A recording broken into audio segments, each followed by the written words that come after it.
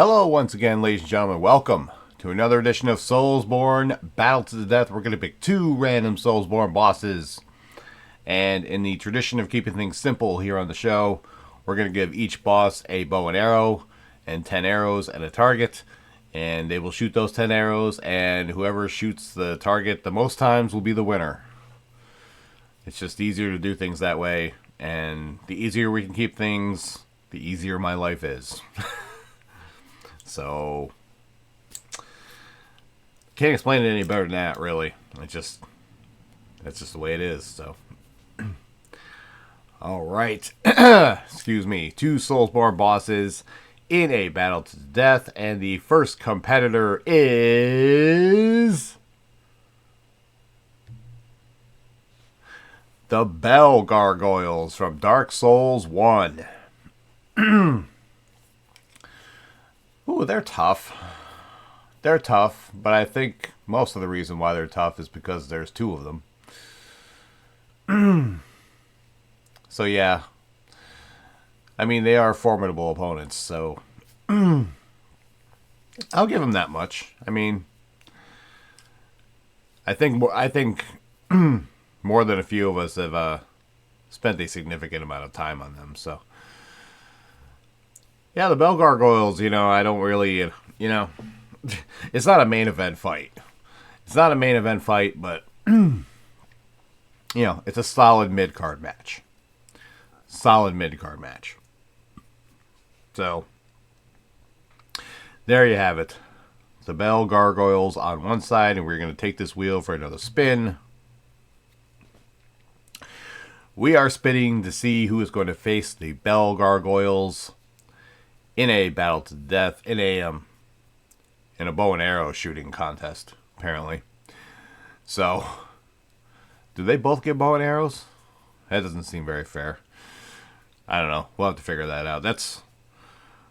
I actually have people employed that figure that shit out, so it's not my job. Anyway, the Bell Gargoyles on one side, and on the other side, we have the Deacons of the Deep from Dark Souls 3. I have an opinion on this fight. I have an opinion on this fight, but I'm not allowed to give it to you in this section of the program. We must go to the contractually obligated bios. So with that, let us have a look at the Bell Gargoyles.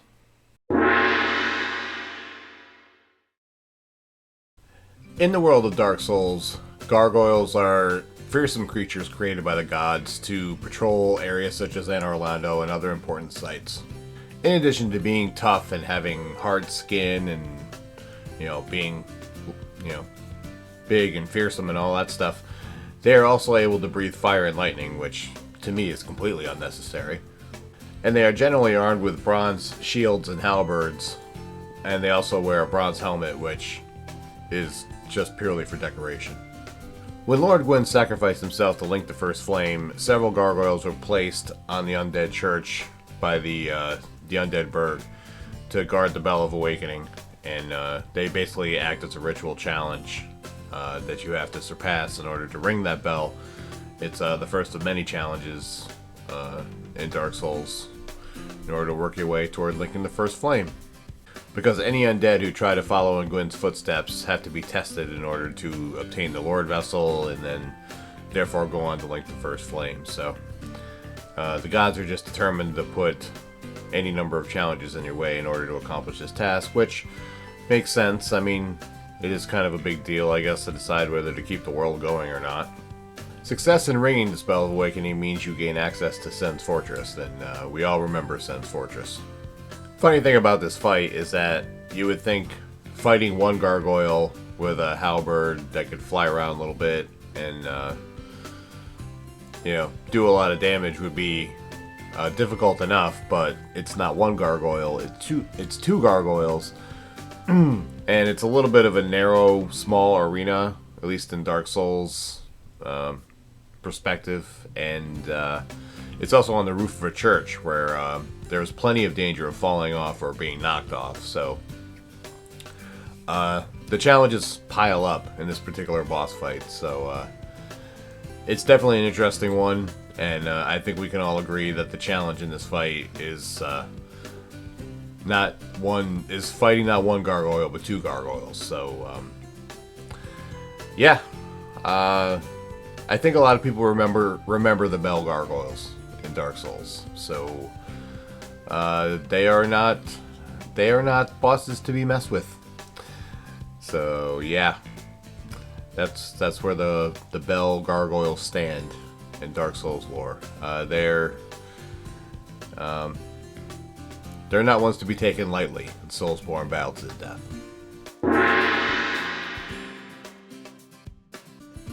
The Deacons of the Deep. Royce, along with Archdeacons McDonald and Kilt, I guess is how that's pronounced, were once Archdeacons of the Way of White, and they were tasked with the purification of the Cathedral of the Deep. After some time, the cathedral welcomed Aldrich, who was a exiled ethereal, I can't pronounce that word, priest who delighted in eating humans and later gods. But they welcomed him in, apparently, and then were shocked when Aldrich spread his beliefs among the others. Sacrifices were brought to Aldrich in order to strengthen him and later give him the power to link the First Flame. So Aldrich would later become a Lord of Cinder. The Cathedral of the Deep would be corrupted by the foul Aldrich, and the Archdeacons would follow suit and turn their beliefs away from the Way of White into the Deep.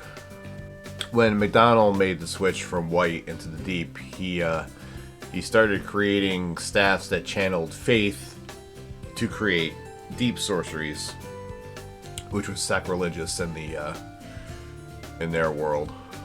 So when the First Flame began to fade and Prince Lothric refused to link it, Aldrich was awakened from his tomb, but he woke up and said no thank you. He was intent on traveling back to Irithyll and devouring Darksun Gwyndolin, and then he was just intent on just corrupting everything with his putrid deepness, I guess. That was Aldrich's whole mission. When Aldrich and Archdeacon McDonald left the Cathedral of the Deep to go to Irithyll to fulfill their tasks or whatever, Royce and the other Archdeacons stayed behind to guard Aldrich's tomb, and they are the Deacons of the Deep, which you fight in this game. So when you show up in the cathedral in the boss room, that's actually Aldrich's tomb that you're fighting alongside there. So the Archdeacons is an interesting fight, and as I've said many times before, is home to, at least for me, one of the creepier scenes in Dark Souls history, when you walk into the room and the Archdeacons kind of sit up or stand up and look at you with their red eyes or whatever. As a boss fight, people would not consider it the toughest. It's almost kind of like a game of hot potato, where you have to chase around this red ball that goes from deacon to deacon, and you have to kill that one, whichever one is red. And then the real archdeacons appear, I guess, and then you basically have to kill them. The main difficulty in them, I think, obviously, is the sheer numbers that can create a problem sometimes.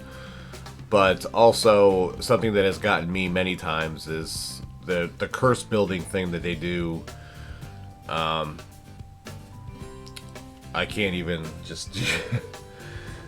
Several times during the fight, they will do this thing, whether they're praying to the sky or whatever they're doing, and then sometimes you don't even know that they're doing it if you're not paying attention, and then all of a sudden you just get hit with this black thing, and then you're dead, or you get cursed, and you turn into crystal, or whatever happens. So, I think that's almost Miyazaki's way of evening things out a little bit. So,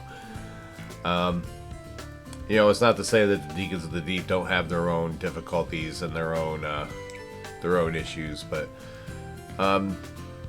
in the world of Dark Souls, they're generally a pretty passive boss, and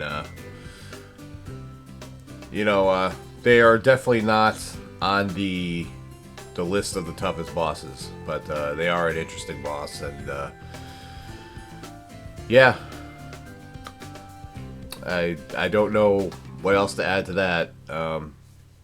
I don't think anyone would want to be walking into a room and seeing that many deacons, standing up and staring at you, so I guess there's that.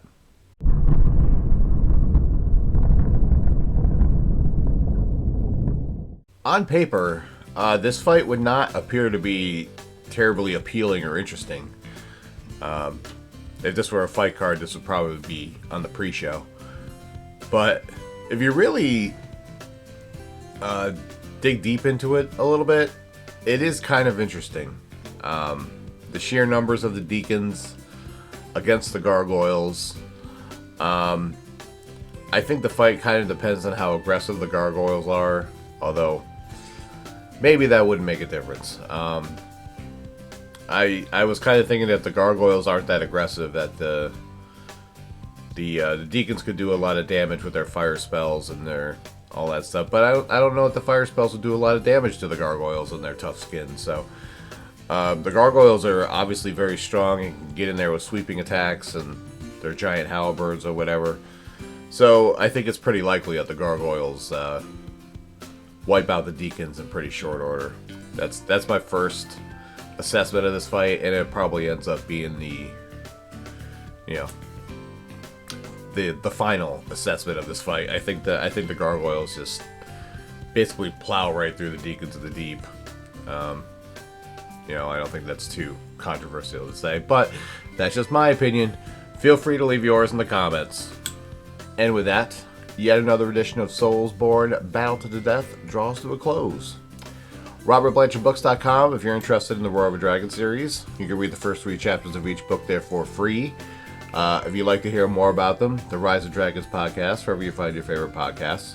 The latest episode of the podcast is still talking about my zombie apocalypse work in progress, which I have been writing a lot in lately, which is very cool. So check that out if you're interested. My Linktree, my Instagram, my Twitter are all Bobby's World 2110. Mondays, 3 p.m. Eastern Standard Time is the Elden Ring No Crimson Flask run. This past Monday, I had a plan that kind of went awry. I was just going to dive into as many catacombs and caves as I possibly could to try to clear some of those out, and I ended up staying in the same catacombs for the entire video. And all sorts of problems arose, and I damn near had a mental breakdown. So check that out if you're interested in watching someone have a mental breakdown. It was in Paler's Catacombs, by the way. That was the catacombs I got stuck in. And Wednesdays, 3 p.m. Eastern Standard Time is what you're watching right now. SoulsBorne Battle to the Death, where we pick 2 random SoulsBorne bosses, and we pit them against each other, and then we decide who would win, or I decide who would win, and you guys form your own opinions, and leave them in the comments if you so choose. So, always fun times around here. There's plenty more to come. I am far from finished. I have plenty left going on ahead of me. So, I love you guys, and I appreciate your love and support very much. Doing this is still fun, and I have no problems on quitting anytime soon, no matter how difficult life may get. So, that is basically all I got to say about that. I hope everyone has an outstanding week. Leave a like, subscribe, notifications, and all that junk. I hope everyone has a great week. Be well, stay safe, and as always, it's Bobby's World, and you're all just living in it. See how's Eve alive, y'all. Bye. What's going on, guys? Thank you for checking out the video today, but I got a question for you. Did you know I wrote a book? Did you know I wrote 3 books? Did you know that they're all part of the same series? The Roar of a Dragon, The Treachery of a Weasel, and The Cry of a Raven. ReadersFavorite.com says that its intensity rivals that of the Game of Thrones series. Now, I personally think that's crazy, but it's not for me to judge. It's for you to judge. Go to RobertBlanchardBooks.com and you can check out the books right now. But wait, that's not all. All 3 books got 5-star reviews in ReadersFavorite.com. These books won the silver medal in the Literary Titan Awards. The Cry of a Raven won silver at the Global eBook Awards. So what are you waiting for? Read about Aiden's dream to become a Knight of Delmar. Read about his death and resurrection. Oops, I gave that away, didn't I? And read about his journey back home from 3,000 years in the future to stop the evil that started in Delmar. Go to robertblanchardbooks.com. You can read the first 3 chapters of each book there for free. And then, if you're interested, you can buy the books there as well. And if you've already read the books or you just want to hear more about them, you can check out the Rise of Dragons podcast. You can listen to it wherever you listen to your favorite podcast. And in every episode, I cover a character from the book, an event from the book, my journey into writing, and everything in between. Ripley, what do you got to say about all this? Give me a treat or I will end you. You know she's telling you to check out the books. Go to robertblanchardbooks.com to check out the books or listen to the Rise of Dragons podcast if you want to hear about them. That's all I got to say, and thank you for watching this video.